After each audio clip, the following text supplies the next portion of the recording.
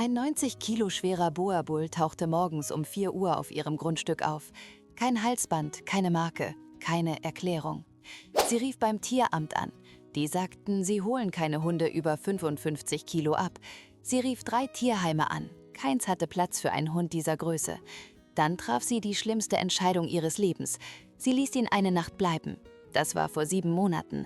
Und was dieser Hund um 3:08 Uhr nachts an einem Donnerstag im Oktober getan hat, ist der Grund, warum sie immer noch in diesem Haus lebt. Also Leute, Nadja Krüger war 26 und lebte alleine auf einem kleinen Grundstück am Ende eines Schotterwegs außerhalb von Lüneburg. Das Haus hatte ihrer Großmutter gehört. 2 Schlafzimmer, ein Bad, eine Veranda, die bei jedem Wind knarzte und drumherum nichts als Wiesen und Kiefern. Sie arbeitete Nachtschicht im Kreiskrankenhaus, ging um 18 Uhr los und kam morgens um 7 zurück zu einer dunklen Einfahrt und einer leeren Küche. Ihre Freundinnen sagten, sie wäre verrückt, da draußen alleine zu wohnen. Ihre Mutter rief jeden zweiten Abend an und fragte, wann sie endlich in die Stadt zieht. Nadja sagte allen dasselbe: Mir geht's gut. Dann, an einem Dienstagmorgen im März, fuhr sie nach einer 12-Stunden-Schicht in die Einfahrt und sah etwas auf ihrer Veranda.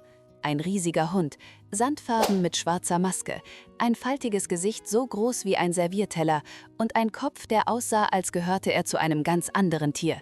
Kein Halsband, keine Marke, Schlamm an den Pfoten, die Rippen leicht sichtbar. Er saß einfach vor ihrer Haustür, als hätte er genau auf sie gewartet. Nadja stieg 10 Minuten lang nicht aus dem Auto. Der Hund bellte nicht, er bewegte sich nicht.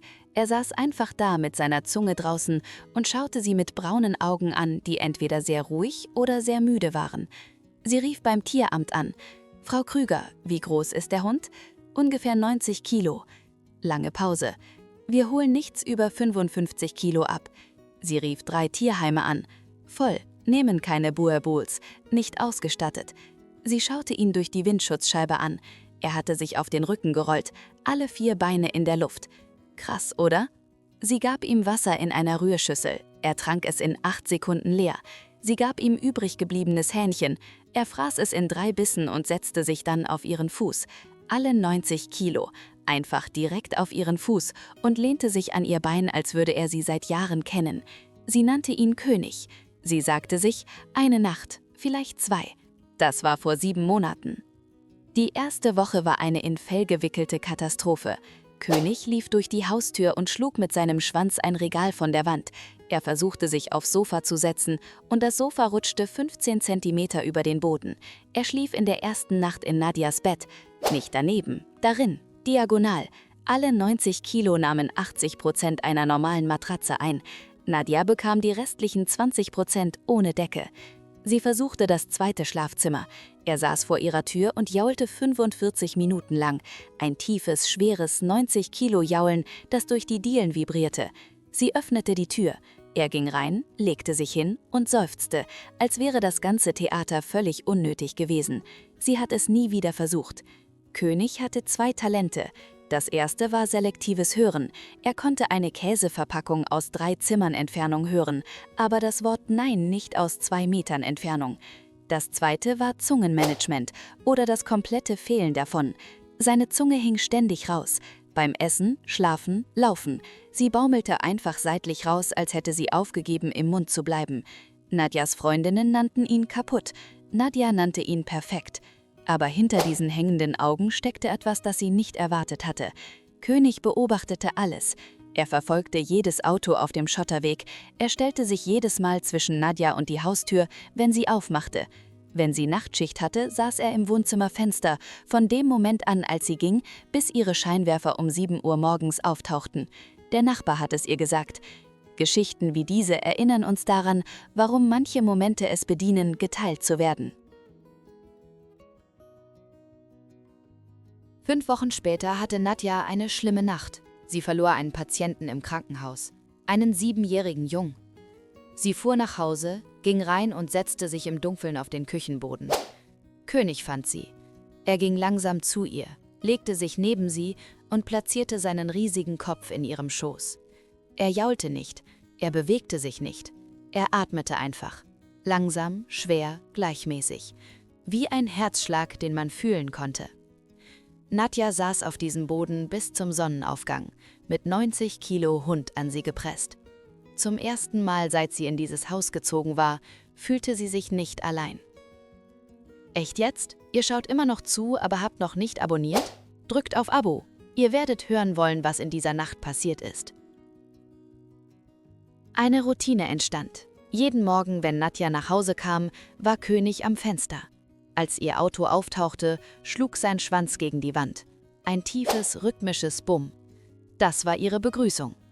Jeden Abend vor ihrer Schicht schnappte König sich seinen linken Stiefel, trug ihn zur Haustür und setzte sich drauf. »Du gehst, wenn ich es sage.« Sie musste ihm ein Leckerli tauschen, um ihren Schuh zurückzubekommen. Jeden Abend. Dann, 7 Monate nachdem König aufgetaucht war, passierte etwas um 3:08 Uhr nachts an einem Donnerstag im Oktober. Nadja war bei der Arbeit, König allein zu Hause. Nachbar Helmut war auf seiner Veranda, als er es hörte. König bellte. Nicht sein übliches faules Bellen, scharf, unaufhörlich, aggressiv. Die Art von Bellen, bei der sich die Luft anders anfühlt. Helmut schnappte sich eine Taschenlampe und ging rüber. König rammte seinen Körper gegen die Hintertür. Dann sah Helmut das eingeschlagene Fenster. Jemand hatte versucht einzubrechen. Glas auf dem Boden, ein Brecheisen auf dem Fensterbrett. Aber sie kamen nie rein, denn auf der anderen Seite standen 90 Kilo Boa-Börl, der das nicht zuließ. Die Polizei kam. 2 andere Grundstücke an derselben Straße waren diese Woche aufgebrochen worden. Werkzeug gestohlen, ein Transporter mitgenommen. Nadjas Haus unberührt. Der Polizist schaute auf König, der auf der Veranda lag und einen Stock kaute, und sagte, ich glaube nicht, dass jemand dieses Fenster nochmal versucht. 90 Kilo, die ohne Halsband und ohne Namen auftauchten. 90 Kilo, die das Tieramt nicht holte und 3 Tierheime abwiesen. Der Grund, warum Nadjas Haus das einzige an dieser Straße war, das unberührt blieb. Heute ist König ungefähr 4 Jahre alt. Er nimmt immer noch 80% des Bettes ein. Seine Zunge hängt immer noch raus. Er hält jeden Abend Nadjas Stiefel als Geisel. Das Sofa neigt sich dauerhaft nach links, wo jeden Tag 90 Kilo auf demselben Platz sitzen. Nadja hat aufgehört, den Leuten zu sagen, es geht ihr gut. Sie sagt jetzt, sie ist zu Hause. Sie kommt jeden Morgen zurück zu 90 Kilo Treue, Sabber, gestohlenen Stiefeln und einer Liebe, die uneingeladen auftauchte und nie wieder ging. Wenn ein Streuner vor deiner Tür auftaucht, gibt es vielleicht einen Grund. Manchmal sind sie nicht verloren, manchmal sind sie genau da, wo sie sein sollen. Denn Nadja hat König nicht gefunden, König hat Nadja gefunden. Hättet ihr einen 90 Kilo schweren Streuner über Nacht bleiben lassen oder hättet ihr ihn weggeschickt? Schreibt es in die Kommentare.